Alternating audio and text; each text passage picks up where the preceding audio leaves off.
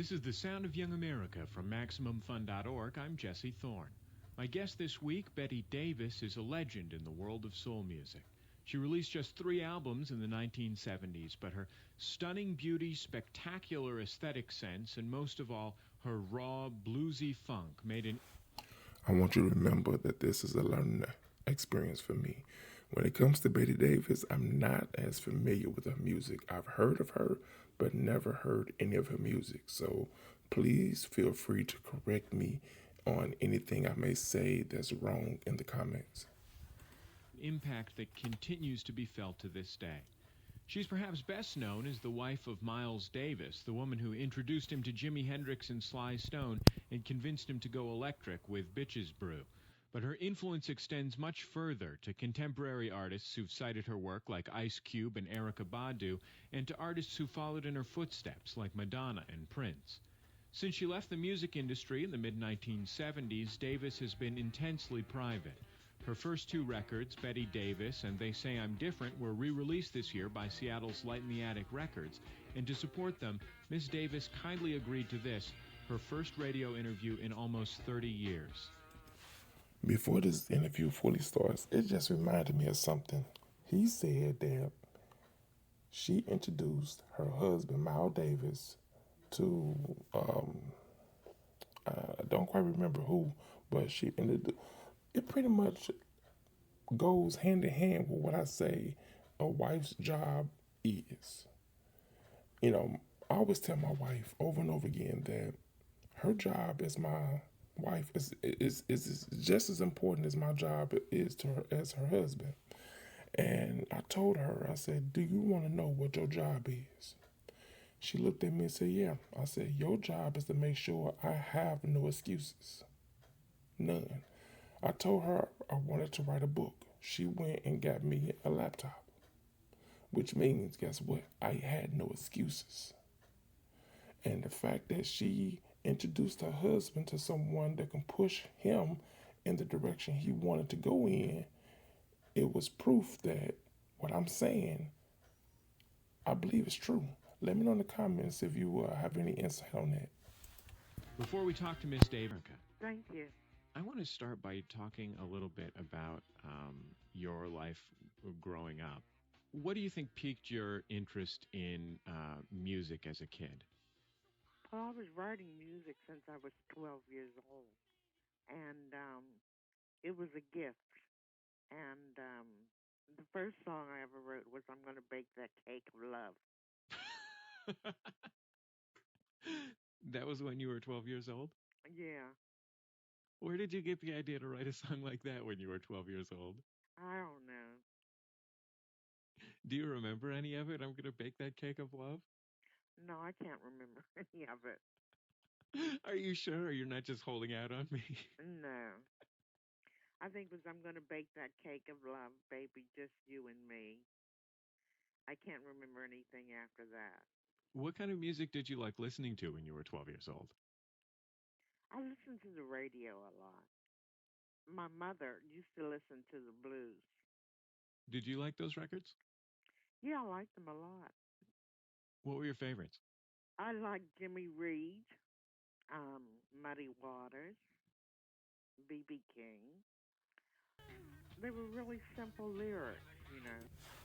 Tell me some music in the comments that you feel was a little bit before its time that better resonate to today that people today would know about. I know you moved to Pittsburgh when you were a very young teenager. Um, Sometimes that's a hard time to move. What was it like for you moving at that kind of odd time in your life? Well, it was a bit different because I was born in North Carolina and my grandmother had a farm there. And my father was stationed in Virginia. He was in the Army. And it was like moving from the country to the city. You know that song I did? You remember the song I did? They say I'm different. Yeah, sure. Well, every morning I'd have to slide. Your mom is listening to like Lightning Hopkins records with you and stuff. Tell me a little bit about your siblings. the dynamics of your household? Paint me a picture in the comments. Well, she was just my grandmother. Her mother brought her up on the blues. Except my grandmother like listened to Elvis and Otis Redding and Al Green and people like that. But my mother, she was more of a blues lover, and she couldn't dance. She tried to dance, and she was really comical, you know. But she was just the music that we listened to. And on Sundays, she would listen to gospel music on the radio. So that's basically about it. Let's talk a little bit about you away from home.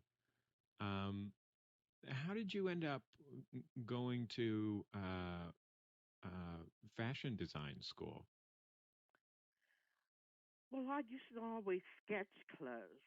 So I decided when it was time for me to choose a school, I chose Fashion Institute of Technology in New York. And my aunt lived in New York, so I lived with her while I was going to school. I was really struck when I read that you had gone to the Fashion Institute of Technology because you had such a strong aesthetic sense in terms of your presentation of yourself. Mhm. W- Was that was that a choice to present yourself to the public in a very specific way? No, there wasn't really a choice. I used to model. I was signed with Wilhelmina in New York, and I modeled under the name of Mabry. And being exposed to the fashion world, I think that defined my aesthetic. You were a very successful model during the time that you were modeling. The fashion world is a really intense world. What was it like for you to go from Pittsburgh to another big step up to New York and the fashion world? Well, it wasn't really a big step because I was going to Fashion Institute of Technology, and I can't remember how I started modeling there. I just remember going to Wilhelmina. I went to a couple of agents. I went to Ford and I got turned down. And I went to Wilhelmina and she signed me. And I started doing a lot of runway shows, a lot of fashion shows. And I did some TV commercials. And I remember I thought I used to get $75 an hour for showing my hands. And I thought, what good money for just showing your hands. The song was written about her life, and she had a really tragic ending in her life. Lifestyle and what you were up to? No, because I didn't get high in the '60s, so Devin died of an overdose.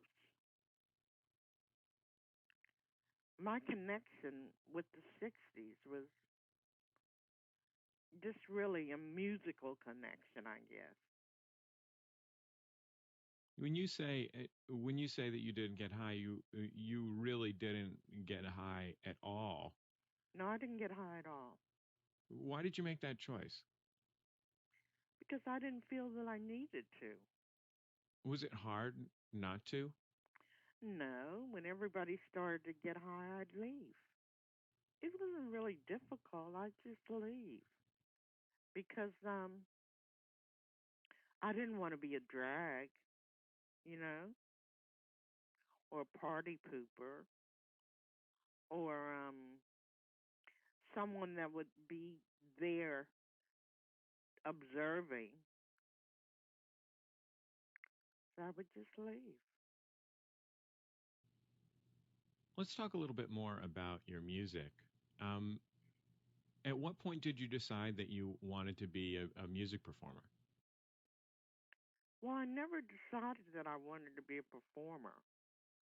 I always wanted to be a writer. And I wrote Uptown to Harlem by the Chamber Brothers. And a group called the Commodores. Their manager got in contact with me because the guy who used to write my lead sheets for me, Sam Herman, who's departed now, um, told him about me, and the Commodores needed someone to write for them because they wanted to get a deal with Motown. So I wrote some songs for them, and the songs were submitted to Motown, and Motown signed them. But I couldn't work out a writer's deal with them for financial reasons. So I was left with a lot of songs that I had written for a group. Like Walking Up the Road was written for a group. Game Is My Middle Name was written for a group. The group tracks, and he played them for a man called Bob Kraftmouth. And Bob told him he's like a female Dr. John. And you should sign her, so Michael signed me as an artist. Were the performances in the first song demos that you cut as big and strong as the performances that are on your albums? Well, the first album was considered to be a demo, part of the first album. And then afterward, I got into the album, and Michael heard the tapes. Then I was signed as an artist. So you had cut the whole thing as song demos? I had cut half of it. Where did you find it in yourself to give these kind of performances when you, to that point, really hadn't been a performer? It was just natural. It came naturally. Everything I read about you and your career, everybody who's talking about working with you, describes that you had a really strong vision for what you wanted your records to sound like. I did, yes. How did you want your records to sound? What was that vision? Well, I wanted there to be a purity in the sound. Not a lot of gimmicks or anything like that. I just wanted the sound to be pure. You had two kind of really amazing bands on the records. How did you get all these? How did you get all these folks on board? Well, Greg Rico, who produced the first album, he got all the musicians together for me. He was at the time was just coming off being the drummer in Sly and the Family Stone, which is about as prestigious a gig as you could have. Yeah, and the other band consisted of my family members. They were family members, so I knew that they could play.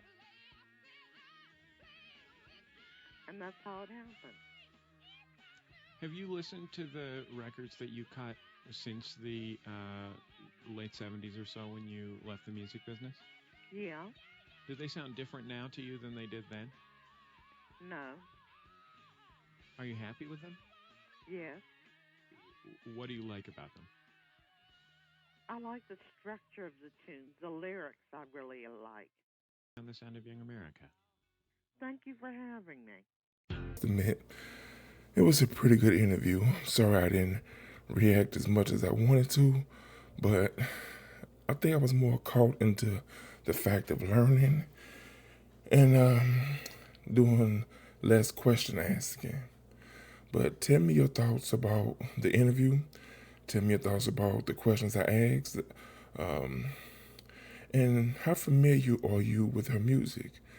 Do you wish that she would have came out with more music? As well as what was your favorite and least favorite about her? Be sure to like, share, watch more videos, and subscribe to the channel.